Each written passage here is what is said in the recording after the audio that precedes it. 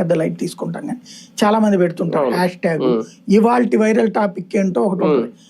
ఆ ఇది పెడితే గనక బాగా వెళ్తాయి అంటారు.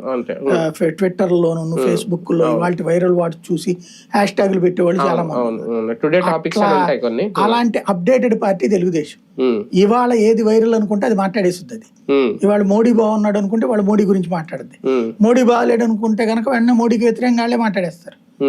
అది అంటే నిరంతరం లైమ్ లైట్ లో జనం నోట్లో నానడానికి అనుగుణమైన టాపిక్ మాట్లాడడం వాళ్ళకి అలవాటు.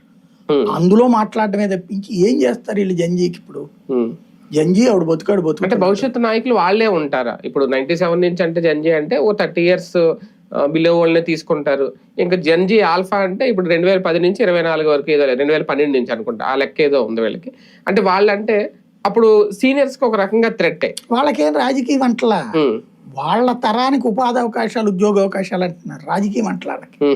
జంజీ జన్ ఆల్ఫాకి సంబంధించి వాళ్ళు ఏం కోరుకుంటే ఆ చదువులు చదివిస్తాం, వీళ్ళు చదివించేది ఉంది నారాయణ చైతన్య వాళ్ళకి అవకాశాలు కల్పిస్తాం.